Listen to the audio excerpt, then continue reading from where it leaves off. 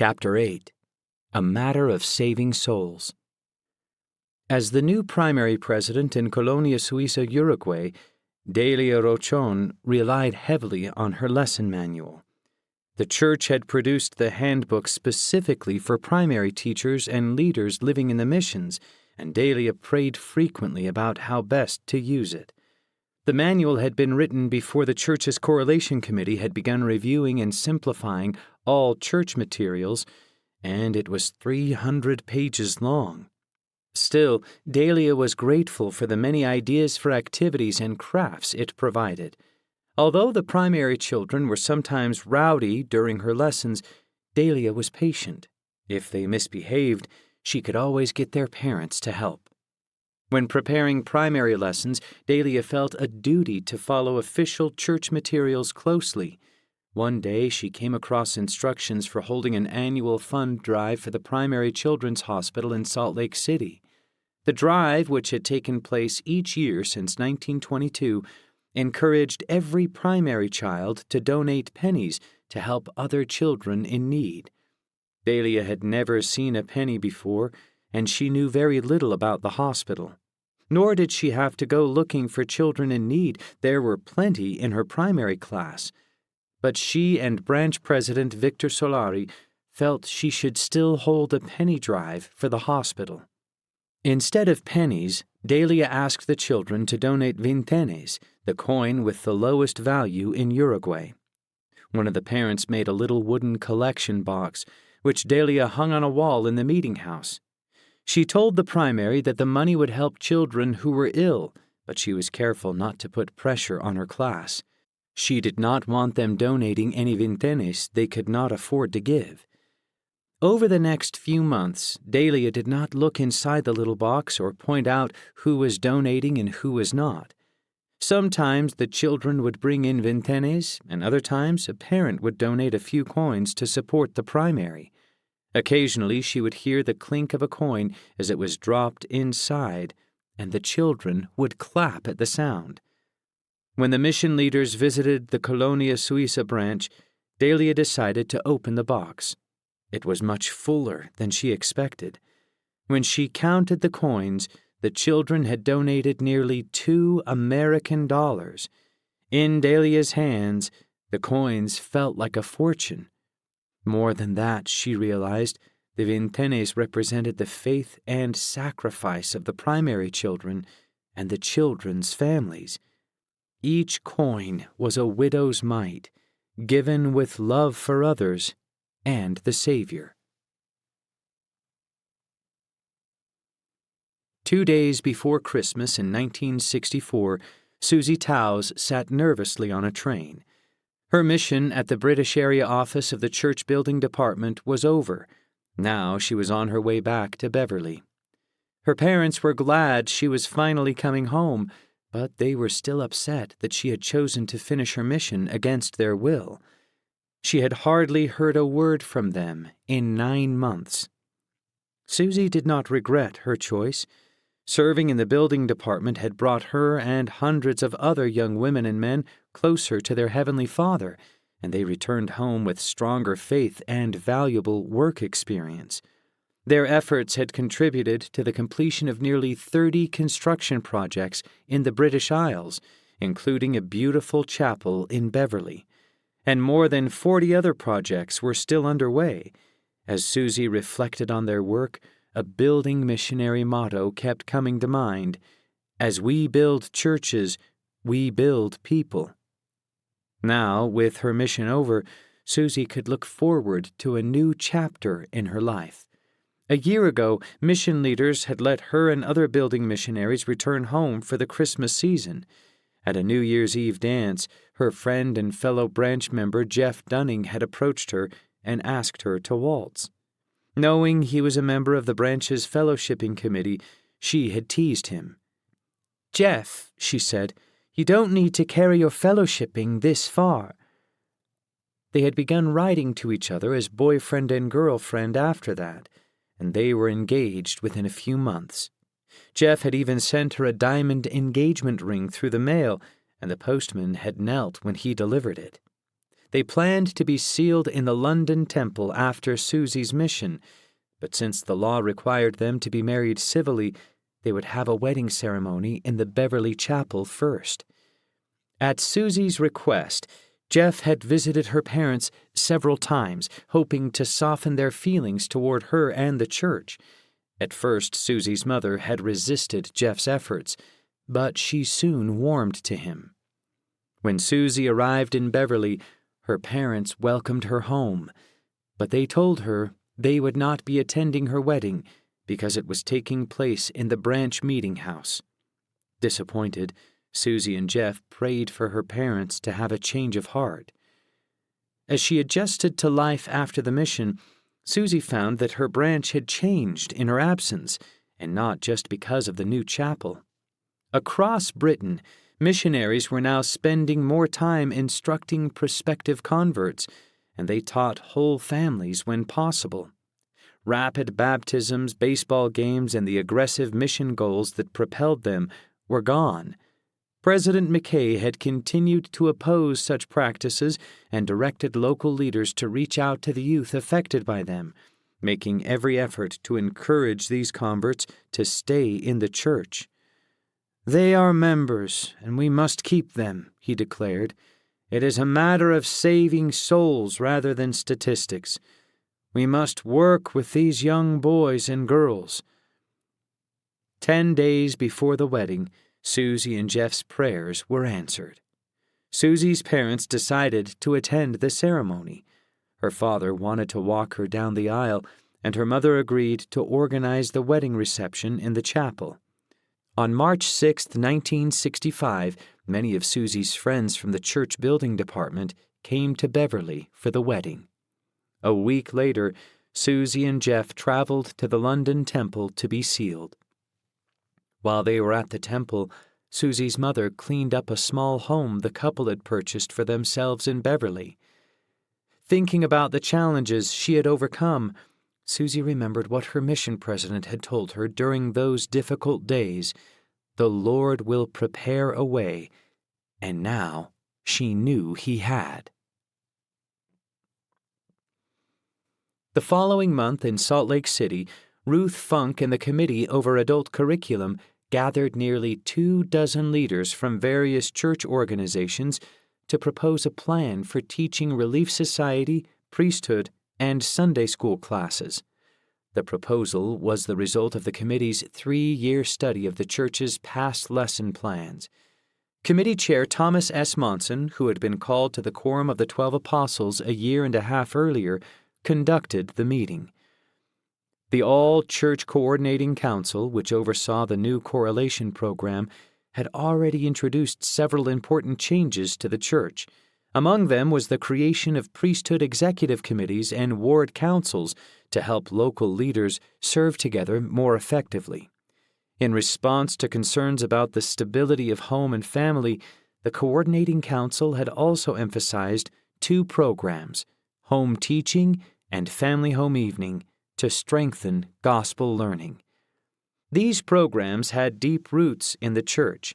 Since the days of the prophet Joseph Smith, ward or block teachers had regularly visited the homes of saints to tend to their spiritual and temporal well-being. The home teaching program modified this practice, asking priesthood holders to visit the homes of fellow saints every month to provide Christ-like service and to deliver a correlated message from the church. Similarly, the saints had been holding home evenings since 1915, when President Joseph F. Smith and his counselors had encouraged the saints to set aside at least 1 evening a month for gospel lessons and activities in the home. Now the saints were to hold family home evening every week and use a manual the church had recently published. The church's correlated curriculum continued to face delays, however. Initially, Elder Harold B. Lee had thought the various correlation committees could produce lesson plans for all age groups by 1963, but they pushed the deadline back to 1966 in order to write lessons for the family home evening program. As Elder Monson introduced the curriculum proposal to the assembled leaders, he acknowledged the challenge of producing the new lessons, especially when the organizations had generally written their own curriculum in the past. "Agreement will not come easily," he said. "We should take the instructions of the Scriptures in 3 Nephi, wherein the Lord said, 'Neither shall there be disputations among you.'" During the meeting, Ruth presented the committee's plans for the women's curriculum. In drafting their proposal, the committee had consulted women in a variety of circumstances, married, unmarried, divorced, or widowed. The proposal pointed out the many pressures women faced in the modern world and emphasized their purpose in God's eternal plan. As Ruth described it, the new curriculum for women, like the curriculum for men in the church, would underscore the importance of priesthood and the role of the home as the center of gospel learning. Its main objectives were to inspire women to live and teach the gospel, provide compassionate service to others, gain practical knowledge of homemaking, and develop a sense of well-being through the teachings of Christ. In the months following the presentation, Ruth was impressed by Belle Spafford and the other Relief Society leaders who cooperated with the committee. But not everyone was enthusiastic about the coming changes. When Ruth and other committee members suggested adjustments to the curriculum, some members of the Relief Society board resisted their efforts. Ruth's belief in the need for correlation helped her persist despite these problems. She could see how correlation strengthened the church and its members. The challenge was finding a way to help skeptics of the program grasp the same vision. Around this same time, Lamar Williams was still trying to secure a permanent visa to Nigeria. He longed to fulfill his duties as the country's presiding elder, but how could he if its government refused to let him in? Since his first trip to Nigeria in 1961, he had managed to obtain only one other short-term visa, allowing him to return to the country for 2 weeks in February 1964. At that time, he and his friends Charles Agu and Dick Obot had tried to petition the government to allow missionaries in Nigeria, but the official responsible for deciding their case declined to meet with them. Lamar returned to Utah deeply frustrated by his lack of success, yet he refused to give up on his friends in West Africa. With his help, a scholarship fund was created so several Nigerian students could attend Brigham Young University. The students arrived in early 1965, and 2 of them, Oscar Udo and Atim Ekpenyong, joined the church. In Nigeria, meanwhile, Dick Obot learned that his worship group, known locally as the Church of Jesus Christ of Latter-day Saints, had received government recognition, suggesting some hearts in Nigeria were softening. Lamar's efforts to provide educational opportunities for Nigerian students, along with the ongoing lobbying of his friends in Nigeria, did not go unnoticed. Although the Nigerian government still refused to grant him a permanent visa, he received another short-term travel visa in August 1965. With President McKay's blessing, Lamar returned to Nigeria in October. After arriving in Lagos, Lamar met with a lawyer who was optimistic about securing both a permanent visa and church recognition. 2 days later, Lamar spoke with about a dozen communications officials about the church. He then flew to Enugu, the capital of Nigeria's eastern region, and spent time with its Minister of State, who declined to drink coffee, tea, or alcohol in Lamar's presence out of respect for his beliefs. Everywhere Lamar went, strangers asked him if they could become members of the church. Lamar assured them that if the church were established in their nation, they could be baptized. One Sunday, over 400 people gathered to hear him speak. On November 6th, a visit to the Premier's office in Enugu resulted in a 90-day extension to Lamar's visa, and a government official began the paperwork necessary to register the church in Nigeria. Lamar returned to his hotel room with good reason to be cheerful. After years of roadblocks and runarounds, the permission he needed to begin the work might finally be granted.